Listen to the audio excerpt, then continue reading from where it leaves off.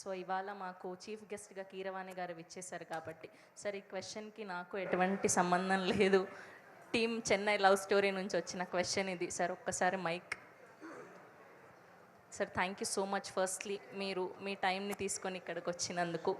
So ఈ సాంగ్ని మీరు ఎవరికి డెడికేట్ చేయాలి అనుకుంటున్నారు, or else me first love story ఏదైనా మాతో షేర్ చేస్తే బాగుంటుందని.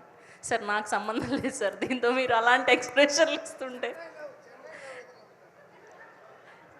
మణి శర్మ గారు ఇంకాస్త యాడ్ చేశారు, చెన్నై లవ్ ఏదైనా ఉందా అని. అందరికీ మల్టిపుల్ లవ్ స్టోరీస్ ఉండాలని అలా ఎస్యూమ్ చేయకూడదు. ఎందుకంటే ఒకే లవ్ స్టోరీ ఉంటుంది, అది ఫస్ట్ టైం లాస్ట్ అయినా ఒక్కొక్కసారి అంతేగా. సార్ అలా మెమరబుల్ లవ్ స్టోరీ సార్ ఇప్పటికీ గుర్తున్నది ఏదైనా ఒకటి? ఫస్ట్ ఆఫ్ ఆల్ లవ్ స్టోరీలు సినిమాల్లో చూపించినట్టుగా పార్కుల్లో జరగవు. ఎప్పుడైతే పార్కుల్లో ఉండదో లవ్, అది ప్రైవసీ ఉంటుంది దానికి. ఇది కూడా పార్క్ లాంటిది ఈ పబ్. అందుకని ఇక్కడ చెప్పను అంటారు. ఓకే, సో మీరు ఇప్పటి వరకు చాలామంది డైరెక్టర్స్తో హీరోస్తో వర్క్ చేశారు.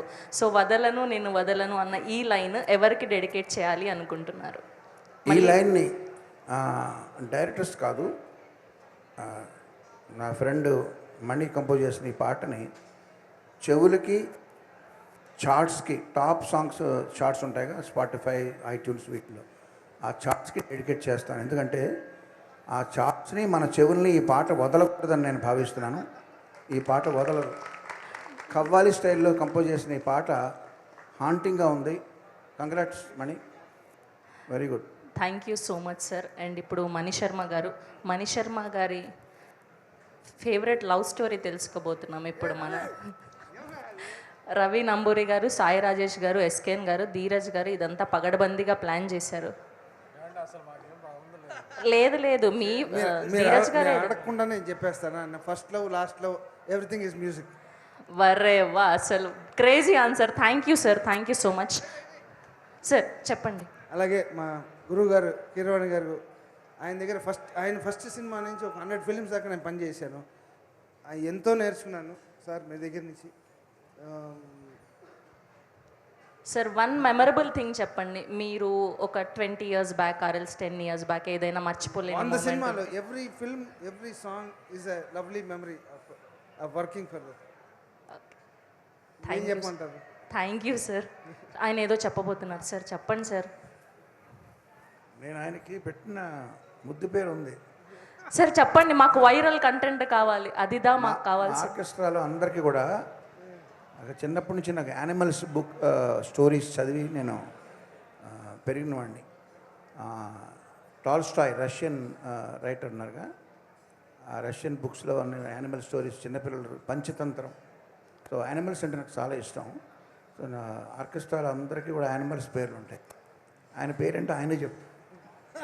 ఈ సస్పెన్స్ ఏంటి సార్? ఆ పేరేంటో చెప్పండి. ఏనుగంట. ఏనుగా? అంత బలమైన వాళ్ళు అని అర్థం. ఏనుగు అని పేరు పెట్టారు.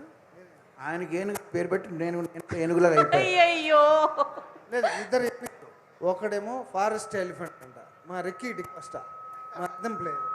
నేనేమో టెంపుల్ ఎలిఫెంట్ అంట, పావలా తీసుకొని ఆశీర్వదిస్తా. గుర్రాలు, సింహాలు చాలా ఉన్నాయి. Thank you sir. ఆయనకి మేమందరం ఒక పేరు పెట్టాం.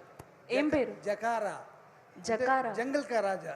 జంగల్ కా రాజా జకారా అంట. కీరవాణి గారు ఇవాళ వచ్చి ఎన్నెన్ని సీక్రెట్లు తెలుసుకుంటున్నామో మీరు వచ్చినందుకు. ఒక 30 ఏళ్ళ విషయాలన్నీ ఈరోజు బయట పెట్టారు. Thank you sir. అలాగే మా సురేష్ గారు, మాధవపతి సురేష్ గారు, వెరీ సీనియర్ మోస్ట్ మ్యూజిషియన్. ఆయన కీబోర్డ్ వాయిస్ ఉంటే మేము చూడడానికి స్టూడియోకి వెళ్ళేవాడిని అంత.